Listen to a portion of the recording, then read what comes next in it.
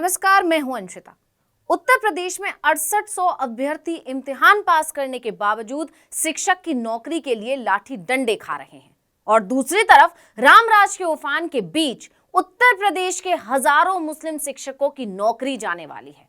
खबरें आ रही हैं कि 6 सालों से केंद्र सरकार ने इन मुस्लिम शिक्षकों का वेतन नहीं दिया है और अब तो उसने अपनी स्कीम ही बंद कर दी है। ये है मदरसों की शिक्षा व्यवस्था को ठीक करने की मोदी योगी की कोशिशों का सच। और दूसरी तरफ सऊदी अरब के मदीना जाकर स्मृति ईरानी कह रही हैं कि मैं मुसलमानों के लिए बेहतर इंतजाम करने के बहुत सारे विचार लेकर भारत जा रही हूं। इस यात्रा से हमको हर साल हज यात्रा करने वाले यात्रियों के लिए आवश्यक व्यवस्थाओं का आइडिया मिलेगा। वैसे हज को लेकर मोदी सरकार की सोच किसी से छिपी नहीं है, लेकिन शिक्षकों का वेतन रोके जाने की कहानी ने बच्चों को झकझोर दिया है।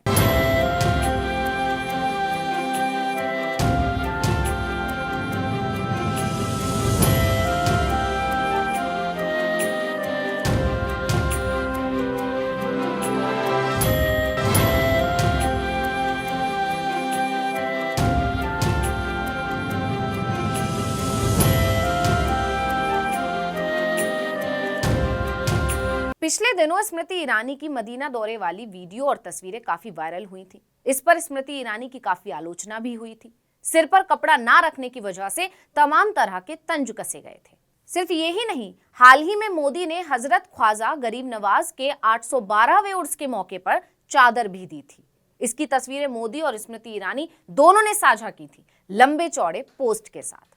आपको बता दें कि स्मृति ईरानी को अल्पसंख्यक मंत्रालय का चार्ज भी दे दिया गया है।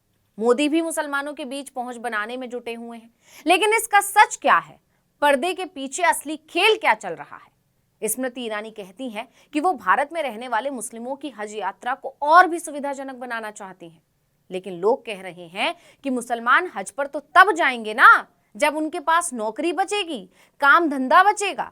कुछ लोग तो ये भी कह रहे हैं कि हज पर जा रहे मुस्लिमों की चिंता कर लेना, पहले देश में रह रहे मुस्लिमों की चिंता तो कर लो। दरअसल उत्तर प्रदेश सरकार ने मदरसों में गणित और विज्ञान जैसे विषय पढ़ाने वाले करीब 21,000 मुसलमान अध्यापकों को वेतन देना बंद कर दिया है। फिर से सुनिए, गणित और विज्ञान पढ़ाने वाले अध्यापक। मदरसा बोर्ड का कहना है कि इन सभी टीचरों की नौकरी चली जाएगी।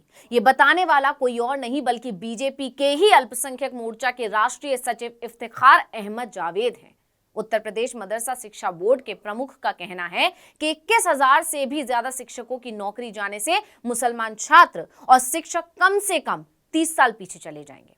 यानी खुद बीजेपी का नेता ही मुस्लिमों के खिलाफ हो रही साजिश का खुलासा कर रहा है। और बीजेपी नेता ये आरोप केंद्र सरकार के ही दस्तावेज के आधार पर लगा रहे हैं।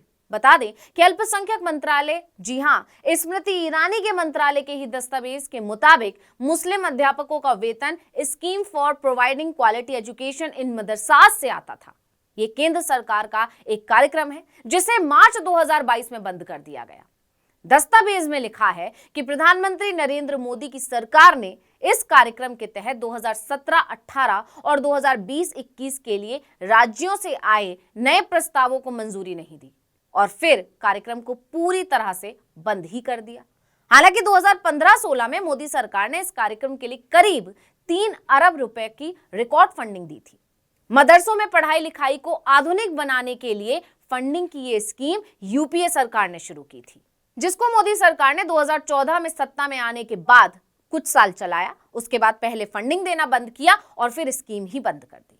और सुनिए, जब इस मामले में प्रधानमंत्री के दफ्तर से जवाब मांगा गया कि आखिर ये स्कीम क्यों बंद की, तो ना तो पीएम ऑफिस ने ना ही अल्पसंख्यक मंत्रालय ने कोई जवाब दिया।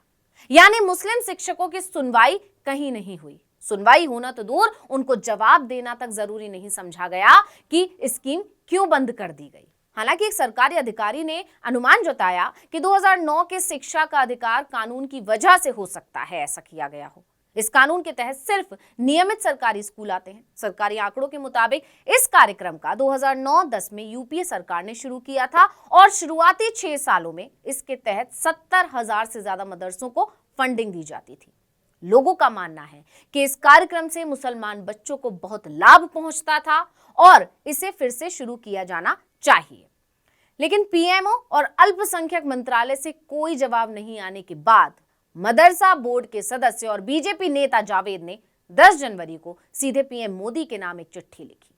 इसमें उन्होंने लिखा कि केंद्र ने राज्य सरकारों को पिछले साल अक्टूबर में ही बताया कि कार्यक्रम बंद होने वाला है। हालांकि केंद्र का हिस्सा तो शिक्षकों को पिछले 6 साल से नहीं मिल रहा है, बावजूद इसके शिक्षक आराम से अपना काम कर रहे थे, इस उम्मीद में कि आपकी सज्जनता मामले को सुलझा लेगी। लेकिन उत्तर प्रदेश की योगी सरकार ने भी अब अप्रैल 2023 से अपना हिस्सा शिक्षकों को नहीं दिया था और अब जनवरी 2024 में तो ये भुगतान बिल्कुल बंद ही कर दिया है। मात्र 15,000 की तनख्वाह पर काम करने वाले मुस्लिम शिक्षक, जी हां, इन्हें मात्र 15,000 मिलते थे, को अब 3,000 भी नहीं दिए जा रहे हैं। दरअसल राज्य सरकार अपने बजट से विज्ञान, गणित, सामाजिक विज्ञान, हिंदी और अंग्रेजी समेत कई विषयों के अध्यापकों को हर महीने 3,000 रुपए तक देती थी और केंद्र सरकार 12,000 रुपए तक देती थी, यानी शिक्षकों को मिलते थे 15,000। सालों से इसी वेतन पर शिक्षक काम कर रहे थे, इसमें कोई बढ़ोतरी नहीं हुई थी, बस इसी उम्मीद में कि मुस्लिम समुदाय के बच्चे पढ़ लिख जाएंगे, शिक्षित होंगे, तरक्की करेंगे। लेकिन सरकार ने अपना हाथ खींच लिया। पिछले 6 साल से शिक्षक मात्र 3,000 में पढ़ा रहे थे क्योंकि केंद्र का हिस्सा नहीं आ रहा था, लेकिन अब वो 3,000 भी उनसे छीन लिए गए हैं। पिछले कई सालों से मदरसा शिक्षक का काम कर रहे कई शिक्षकों का कहना है कि हम लोगों के पास दूसरी कोई नौकरी नहीं है और अब तो दूसरी नौकरी पाने के लिए बहुत बूढ़े हो चुके हैं।